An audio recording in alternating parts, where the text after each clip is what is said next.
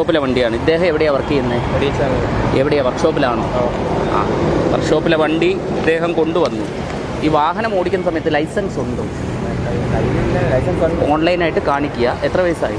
24 വയസ്സായി. 24 വയസ്സായ ഒരു വ്യക്തി ഇപ്പോൾ 18 വയസ്സിൽ ഇദ്ദേഹം ലൈസൻസ് എടുത്തിട്ടുണ്ടാവും.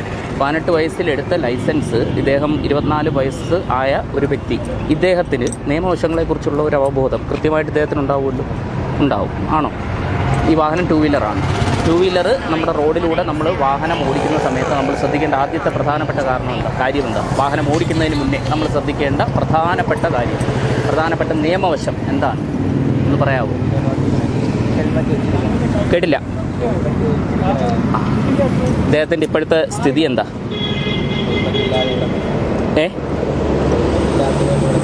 ഹെൽമെറ്റ് ഇല്ലാത്തതുകൊണ്ട് പിടിച്ചു നിർത്തിയിരിക്കുന്നു അല്ലേ? ഈ ഹെൽമെറ്റ് ഇല്ലാതെ വാഹനം ഓടിക്കുമ്പോൾ ഉണ്ടാകുന്ന ഗുരുതര പ്രശ്നങ്ങൾ എന്തൊക്കെയാണെന്നുള്ളത് അറിയോ? അതാദ്യം മനസ്സിലാക്കുക. നമ്മുടെ ഈ ഹെഡ് ഉണ്ടല്ലോ, തല ഓൾമോസ്റ്റ് സ്പെറിക്കൽ ഷേപ്പാണ്.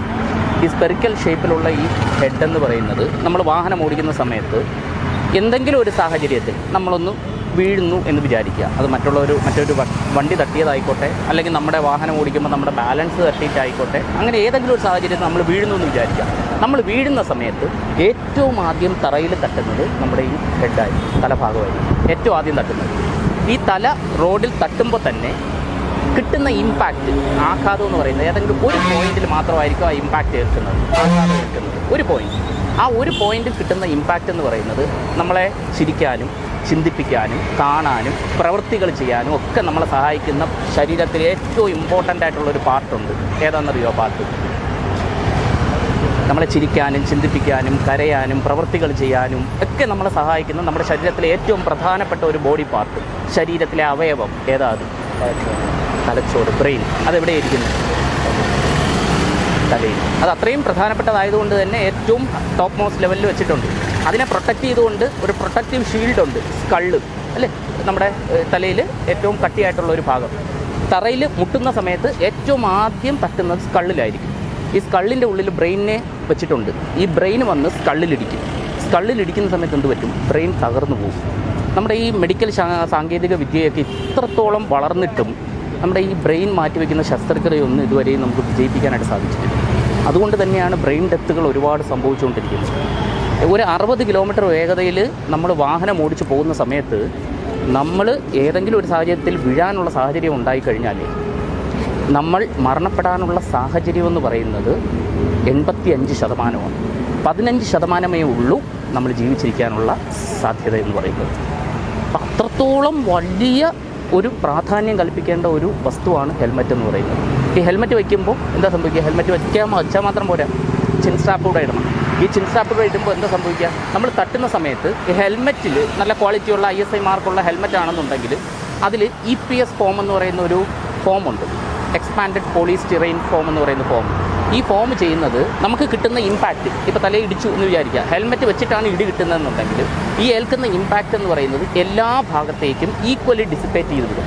അപ്പോൾ തട്ടുമ്പോൾ കിട്ടുന്ന ആഘാതം എന്ന് പറയുന്നത് ഒരു പോയിന്റിൽ മാത്രം നിൽക്കാതെ എല്ലാ ഭാഗത്തേക്കും ഈക്വലായിട്ട് അതെന്ത് ചെയ്യും? വിഘടിക്കും.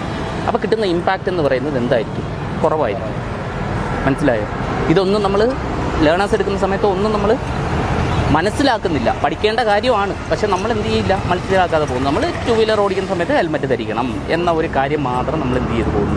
മനസ്സിലാക്കിക്കൊണ്ട് പോകുന്നു. അത് എന്തിന് എന്നുള്ള ഒരു കാര്യം നമ്മൾ മനസ്സിലാക്കിയാലേ അതിൻ്റെ പ്രാധാന്യത്തെ നമ്മൾ എന്ത് ചെയ്യാൻ പറ്റുള്ളൂ? മനസ്സിലാക്കാൻ പറ്റുള്ളൂ. അതാദ്യം മനസ്സിലാക്കുക കേട്ടോ. ഇനി മേലിൽ ഹെൽമെറ്റ് ഇല്ലാതെ വാഹനം ഓടിക്കാൻ തയ്യാറാവരുത്. ഹെൽമെറ്റ് ഇല്ലെങ്കിൽ നമ്മൾ പബ്ലിക് ട്രാൻസ്പോർട്ടേഷൻ സിസ്റ്റം ഉപയോഗിക്കുക, അതുവഴി വാഹനം ഓടിക്കുക. അതുപോലെ 4 വീലർ കാർ ഓടിക്കാനുള്ള ലൈസൻസ് ഉണ്ടോ? കാർ ഓടിക്കുന്ന സമയത്ത് സീറ്റിലിരുന്നാൽ സീറ്റ് ബെൽറ്റ് ആദ്യം ധരിക്കുക. അത് വാഹനത്തിൽ ഇരുന്ന് സഞ്ചരിക്കുന്ന എല്ലാ വ്യക്തികളും ഉറപ്പായിട്ട് സീറ്റ് ബെൽറ്റ് ധരിച്ചിരിക്കണം. ആ സീറ്റ് ബെൽറ്റ് ധരിക്കുമ്പോൾ ഉള്ള ഒരു സാഹചര്യവും എന്താണ്? ധരിക്കാതെ പോകുമ്പോഴുള്ള സാഹചര്യവും ഇതിന് തുല്യമാണ്. ഒരു ബ്രേക്കിങ്ങോ അല്ലെങ്കിൽ ഒരു സഡൻ ബ്രേക്കിങ്ങോ അല്ലെങ്കിൽ ഒരു കൊളിഷനോ സംഭവിക്കുന്ന സമയത്ത് നമ്മൾ സീറ്റ് ബെൽറ്റ് ഇട്ടില്ലെങ്കിൽ നമ്മൾ തെറിച്ചു പോകും. വാഹനത്തിൻ്റെ വേഗത എത്രയാണോ അത്രയും വേഗതയിൽ തന്നെ വാഹനത്തിൻ്റെ ഉള്ളിൽ ഇരിക്കുന്ന വ്യക്തികൾ സഞ്ചരിച്ചുകൊണ്ടിരിക്കുകയാണ്, ചലിച്ചുകൊണ്ടിരിക്കുകയാണ്. അപ്പോൾ നമ്മൾ ഒരു സഡൻ ബ്രേക്കിങ്ങോ ഒരു ഇമ്പാക്റ്റോ ഉണ്ടായാലും നമ്മൾ തെറിച്ച് പോകും. നമ്മൾ തെറിച്ച് പോകുമ്പോൾ ആദ്യം നമ്മുടെ തല തട്ടുന്നത് ഒരു ഫ്രണ്ട് വിൻഷീൽഡ് ഗ്ലാസ്സിലോ എന്തിലെങ്കിലും ആയിരിക്കും. ശക്തമായിട്ടുള്ള ഒരു കൊളിഷൻ ഇമ്പാക്റ്റ് എന്ന് പറയുന്നത് നമ്മുടെ തലയെ തകർക്കുന്ന, തലയുടെ തട്ടി ബ്രെയിനിനെ തകർക്കുന്ന രീതിയിലുള്ള ഇമ്പാക്റ്റായിട്ട് മാറും.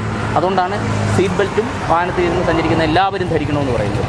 അതുകൊണ്ട് അത് ദയവ് ചെയ്ത് ഇനി വാഹനം ഓടിക്കുമ്പോൾ എന്ത് ചെയ്യുക, ഹെൽമെറ്റ് ധരിക്കുക, കാർ ഓടിക്കുമ്പോൾ സീറ്റ് ബെൽറ്റ് ധരിക്കുക, അതില്ലാതെ ഇറങ്ങരുത് കേട്ടോ. ഇതിനൊരു പിഴയുണ്ടാവും, അത് ഓൺലൈനായിട്ട് അടയ്ക്കുക കേട്ടോ.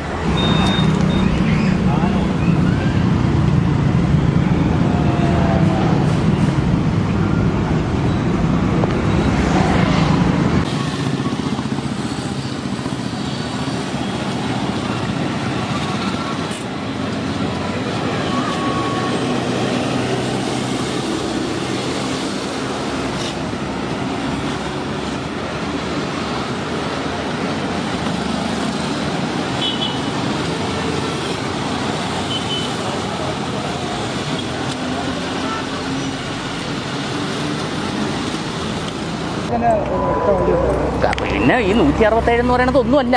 400 ഒരു കണക്കിൽ ഒരു സെക്കൻഡ് കൊണ്ട് 60 കിലോമീറ്റർ വേഗത വരുന്ന വണ്ടി 17 മീറ്റർ പോകും ഒരു സെക്കൻഡിൽ.